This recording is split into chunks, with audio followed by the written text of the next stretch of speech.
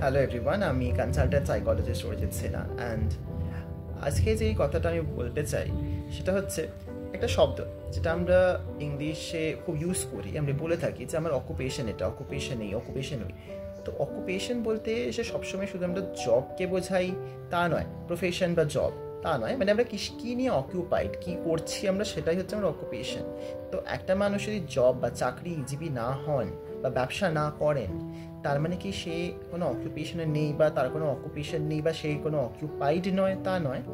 তো তেমনি একটা স্টুডেন্ট যখন পড়াশোনা করছে, সেও তো কিছু একটা করছে, সারাদিন কিছু একটা করছে, সেটাই দ্যাট পার্সনস অকুপেশন। তো ওই বাচ্চাটার অকুপেশনটা হচ্ছে পড়াশোনা করা। তো he or she is pre occupied with studies, right?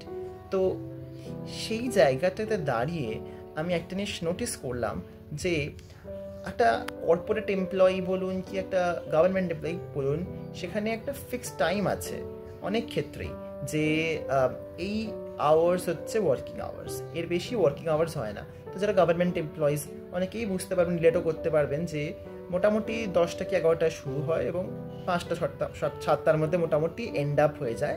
তারপরে আর কোনো কাজ থাকে না বাড়িতে এসে, মানে apparently related to your job, no work. ঠিক আছে, বাড়ির কাজটাকে আমি সাইড রাখছি। তেমনি কর্পোরেট এমপ্লয় হয়তো আরেকটু বেশিক্ষণ কাজ করতে হয়, 9 to হয়তো 7-8, বাট আগেন তার বিয়ন্ড বা তার আগে বাড়ির কাজের বাইরে অন্য কাজ থাকে না। কিন্তু একটা স্টুডেন্টের ক্ষেত্রে আমি দেখছি যে সকালবেলা ভোর 5টার সময় উঠছে, পড়াশোনা করছে, স্কুল যাচ্ছে, এসে একটু রেস্ট নিতে নিতেই আবার সে হয়তো কোনো কো-কারিকুলার অ্যাক্টিভিটিস চলে যাচ্ছে, ফিরতে না ফিরতেই আবার টিউশনে যাচ্ছে, টিউশন থেকে বাড়ি আসতে না আসতেই হোমওয়ার্ক নিয়ে বসে যাচ্ছে, ডিনার খাচ্ছে, ঘুমিয়ে পড়ছে, সকালে উঠছে, পড়তে বসে যাচ্ছে। Is it a life? So আমার মনে হয় যে বাচ্চাগুলো তো কোথায় নিজেটা হারিয়ে যাচ্ছে। Where is their childhood? সেই চাইল্ডহুড যেই ব্যাপারটা, যেই টেন্ডারনেসটা, সেটা তো আর থাকছে না। মানে কোথাও তারা একটা রোবোটিক লাইফ, একটা মেকানিক্যাল লাইফে ঢুকে গেছে এবং সেটাতে বোধহয় আমরাই বাধ্য করছি ঢোকাতে। তো ওই জায়গাটা, I know this is the demanding situation, and এখানে এই ডিমান্ড, এটাই হচ্ছে এখন ডিমান্ড, যে এতই পড়াশোনা করতে হবে, এতই কম্পিটিটিভ ওয়ার্ল্ড। বাট আমরা কিন্তু সবটাই করছি মেন্টাল হেলথ এবং তার মোটামুটি পিসটাকে অ্যাসাইড রেখে, মানে সেটার বিনিময়ে করছি কিন্তু সবটা। এই জায়গাটা না আমার নিজেরও ঠিক মনে হচ্ছে সঠিক হচ্ছে না কোথাও গিয়ে। শুধু যে সে নিজেকে পাচ্ছে না তা না, সে তার প্যারেন্টসকেও তো পাচ্ছে না। বাবা মার সাথে শুধু ট্রানজ্যাকশন, শুধু খেতে বসাবে, স্নান করতে পাঠাবে, পড়াশোনা করাবে, স্কুলে নিয়ে যাবে, স্কুল থেকে নিয়ে আসবে, টিউশনে নিয়ে যাবে, টিউশন থেকে নিয়ে আসবে, just transaction, no love, nothing.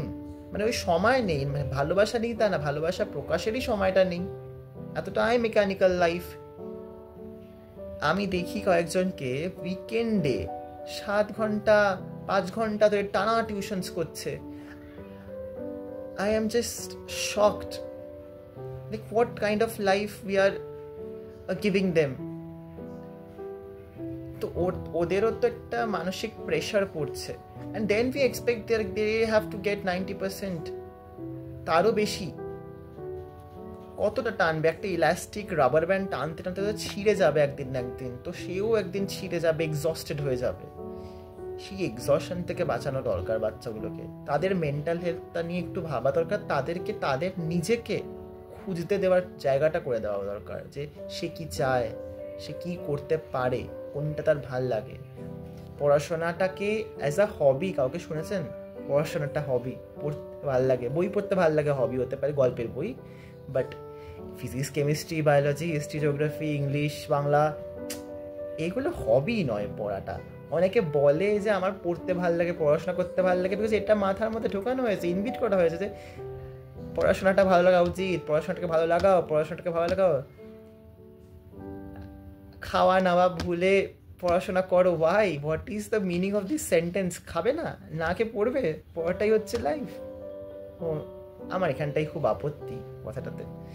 So আমি বলবো যে if possible, I don't know whether it is possible কিনা, পেরেন্টসরা বুঝতে পারবে আরও বেটার সেটা, if possible give them time to explore themselves, তাদেরকে তাদের এক্সপ্লোর করার দরকার, তাদেরকে নিজেদেরকে বোঝাটা একটু দরকার যে তারা কি চায়, কতটা পারবে, কতটা টেনাসিটি আছে সেই জায়গাটা, এবং সেইটা করে দিন, সেই স্পেসটা you can make it for them, সেইটাই আমি বলতে চাই। এবং এখানেই আমি শেষ করবো আজকে কথাটা, বেশি বাড়াবো না। তো please take care of your children, যারা প্যারেন্টস তাদেরকে বলছি, এবং টিচার্স অবশ্যই। Thank you.